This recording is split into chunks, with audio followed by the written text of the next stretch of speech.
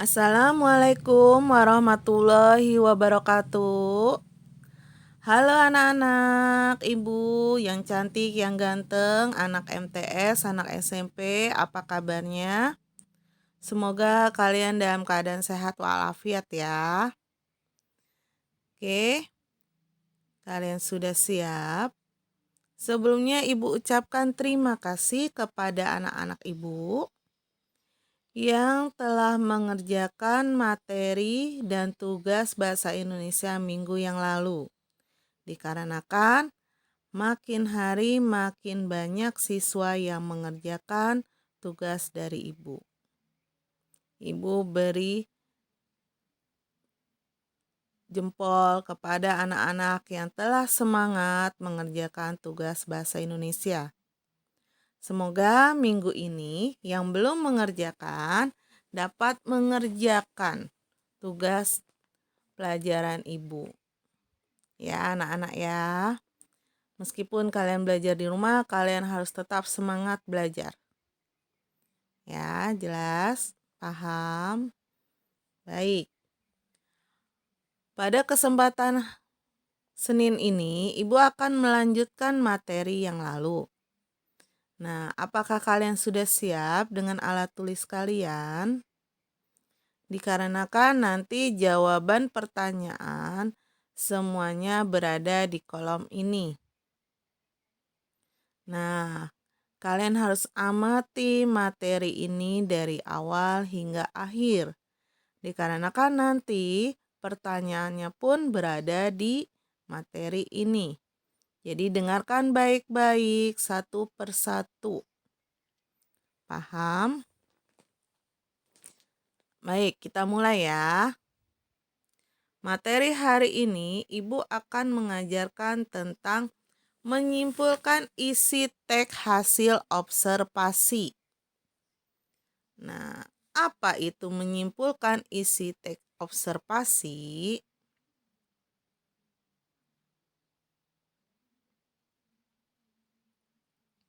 Menyimpulkan teks hasil observasi itu terbagi dua. Yang pertama, di dalam bentuk diagram. Yang kedua, mencari gagasan utama. Jadi maksud di sini adalah kalian membuat menyimpulkan hasil teks observasi, kalian bisa mengambil inti dari setiap paragraf. Nah, pada kesempatan hari ini, Ibu akan mengajarkan kalian satu terlebih dahulu, yaitu dalam bentuk diagram.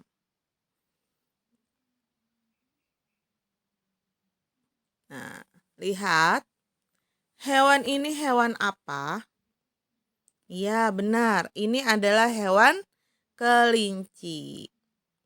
Nah, kita akan membuat teks observasi tentang kelinci. Ya, kemarin apa teks observasi itu adalah teks pengamatan suatu objek. Objek keseluruhannya, tidak satu per satu. Misalnya, sekarang Ibu akan membahas tentang kelinci. Ya, keseluruhan dari kelinci itu, tidak Ibu membahas kelinci teman kamu, kelinci ibu, kelinci yang berwarna hitam, coklat, putih, tidak, tapi arti kelinci keseluruhannya. Nah, di sini ada paragraf. Kelinci tergolong hewan mamalia dari famili Leporidae. Kelinci dapat ditemui dengan mudah di berbagai belahan bumi. Dahulu, kelinci adalah hewan liar yang hidup di Afrika hingga ke daratan Eropa. Sampai sekarang, secara umum kelinci dibagi menjadi dua klasifikasi, yaitu kelinci bebas dan kelinci peliharaan. Nah, jadi maksud dari paragraf ini membahas apa kita? Ya, membahas jenis kelinci secara umum, betul. Nah, kelinci secara umum, kelinci terbagi dua, kelinci bebas dan kelinci peliharaan. Betul.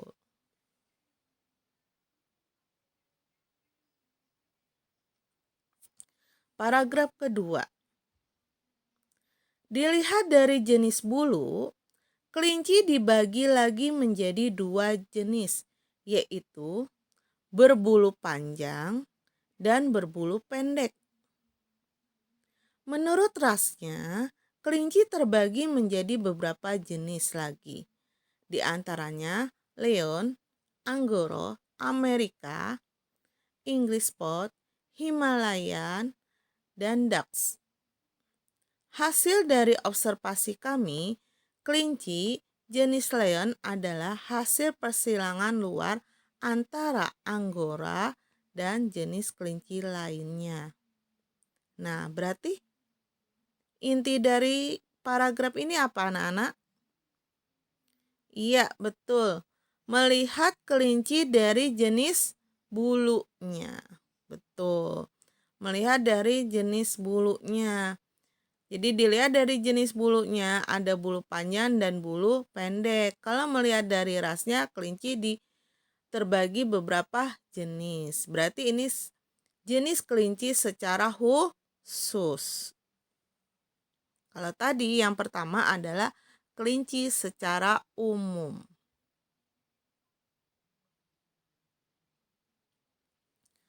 Yang ketiga, paragraf ketiga. Kelinci selalu diidentikan dengan wortel sebagai pangannya.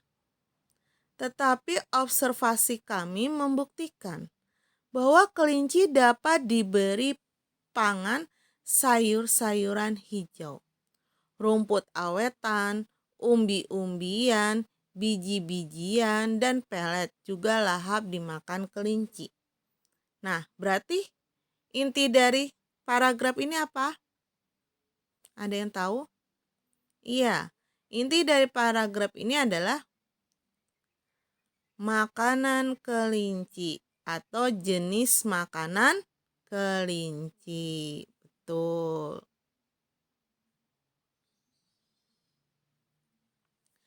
Paragraf terakhir. Daging kelinci dapat digunakan sebagai obat yang mampu menyembuhkan penyakit asma. Berarti intinya apa? Manfaat dari daging kelinci, betul. Nah, tadi sudah Ibu bacakan karangan teks observasi tentang kelinci. Sekarang, bagaimana kita menyimpulkan dalam bentuk diagram? Kita lihat.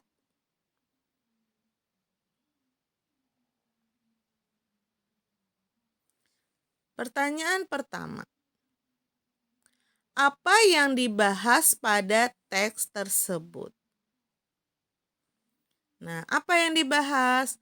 Teks tersebut membahas informasi mengenai hewan kelinci secara umum, jenis bulu, panganan kelinci, dan manfaat kelinci. Itu maksudnya. Jadi apa yang dibahas teks tersebut?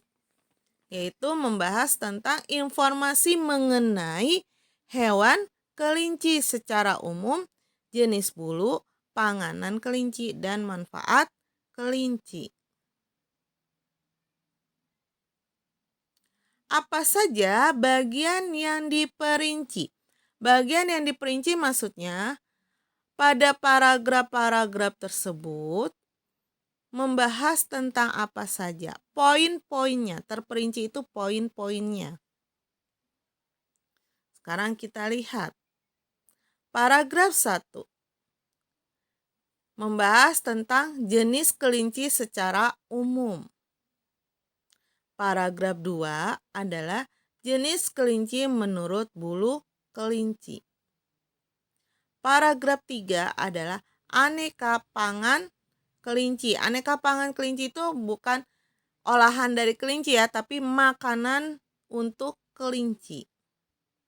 Yang keempat, manfaat dari kelinci.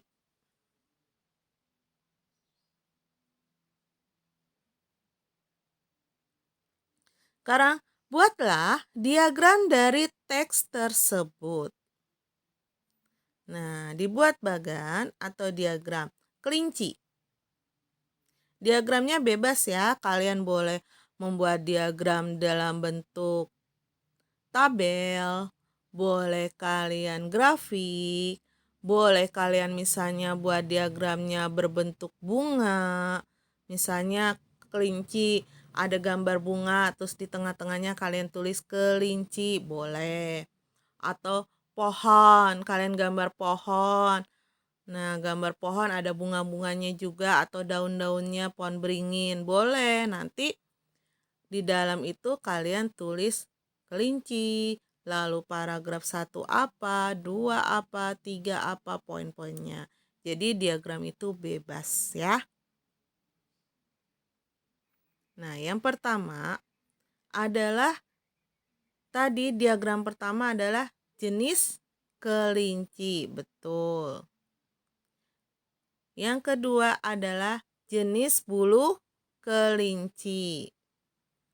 Yang ketiga adalah aneka pangan kelinci. Yang terakhir adalah manfaat kelinci. Jadi diagram kelinci itu terdiri dari jenis kelinci, jenis bulu kelinci, aneka pangan kelinci, manfaat kelinci. Sampai sini paham kalian? Baik, kalau sudah paham, dengarkan baik-baik ya.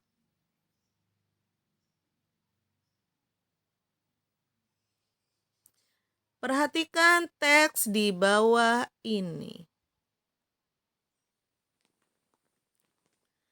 Ya, lidah buaya adalah salah satu jenis tanaman hias yang mempunyai berbagai macam manfaat bagi kesehatan.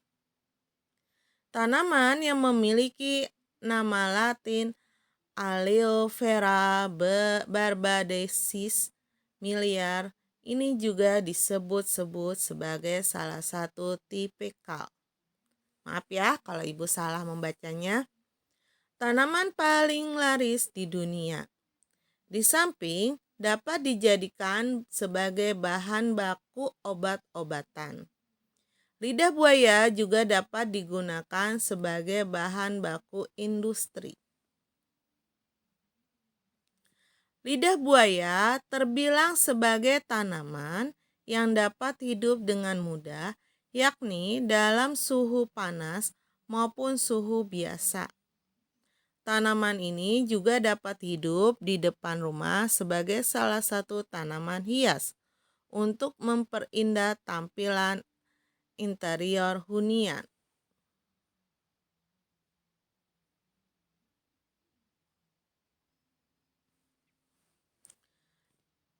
Tanaman lidah buaya memiliki daun yang berbentuk runcing dengan taji. Di samping itu, daun yang dimiliki oleh tanaman ini memiliki tepian yang bergerigi, tidak tipis serta berbintik-bintik.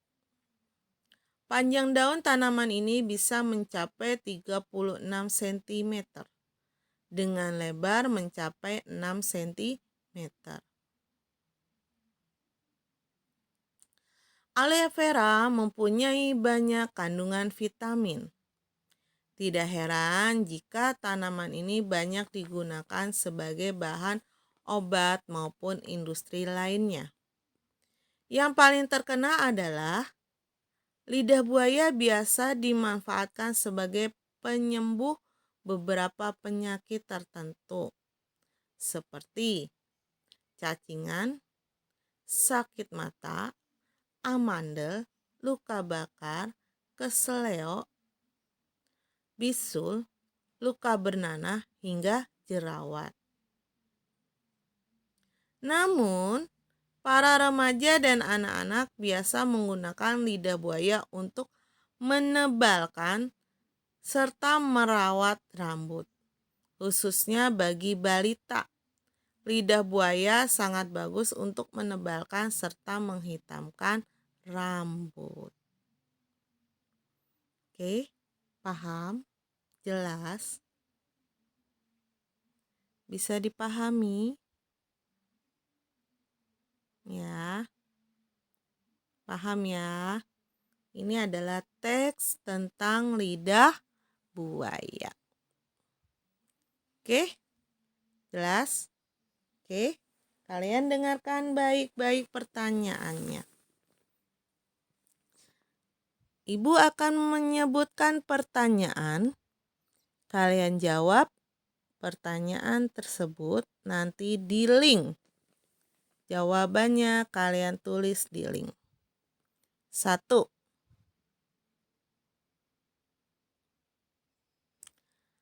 Sebutkan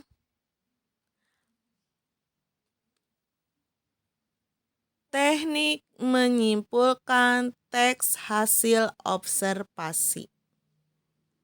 Tadi ada berapa teknik menyimpulkan hasil observasi? Tadi terbagi berapa?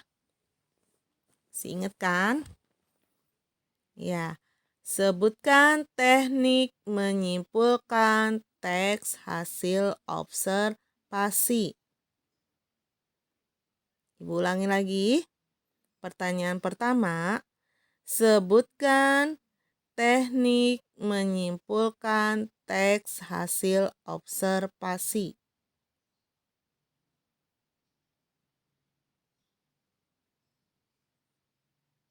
Sudah dicatat? Nomor 2.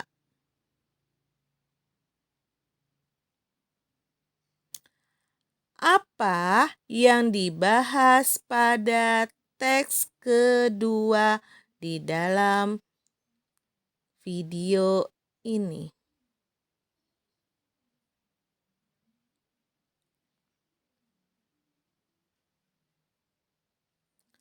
Apa yang dibahas pada teks kedua di video ini?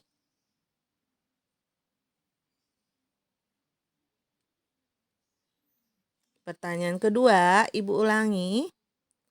Apa yang dibahas pada teks kedua di video ini?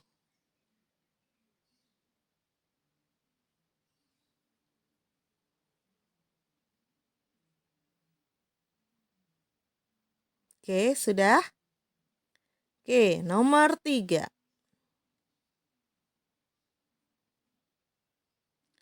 Apa saja bagian-bagian yang diperinci pada teks kedua di video ini?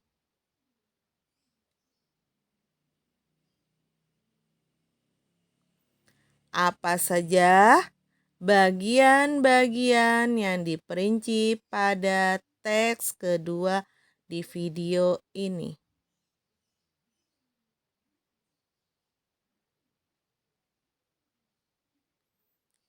Oke, Ibu ulangi nomor 3, takut ada yang kelewat.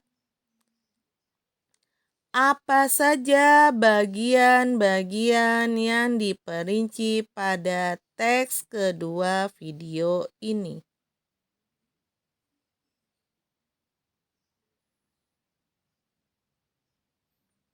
Nomor 4. Buatlah diagram dari teks kedua video ini di dalam buku tulis. Kemudian kalian foto, kirim ke link.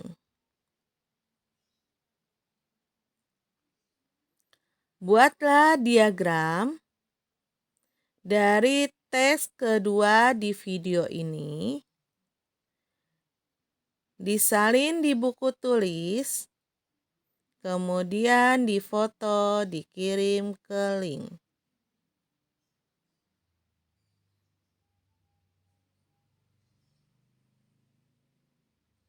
Buatlah diagram dari teks kedua di video ini. Kalian buat diagramnya di buku tulis.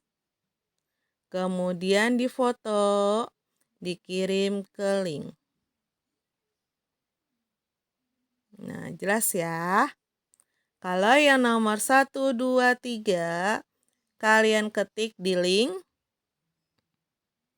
Kalau nomor 4, kalian memfoto jawaban nomor 4, dikirim filenya ke link Google Form. Sama, nomor 1, 2, 3, 4 sama, kalian tulis dulu di buku, tulis jawabannya. Oke anak-anak, jelas, paham? Ya, semoga kalian bisa menjawab pertanyaan ini dan bisa memahami bagaimana menyimpulkan teks observasi dengan menggunakan diagram. Oke, selanjutnya minggu depan kita akan membahas menyimpulkan teks observasi dengan menentukan gagasan utama. Oke anak-anak, cukup sekian. Semoga kalian dapat memahami. Selamat mengerjakan. Semangat. Semoga hari ini banyak yang mengerjakan ya. Oke, ingat ujian akhir semester makin dekat. Jadi kalian harus tetap bersemangat belajar di rumah. Oke, Ibu ucapkan wassalamualaikum warahmatullahi wabarakatuh. Sampai jumpa dengan pertemuan berikutnya. Dadah.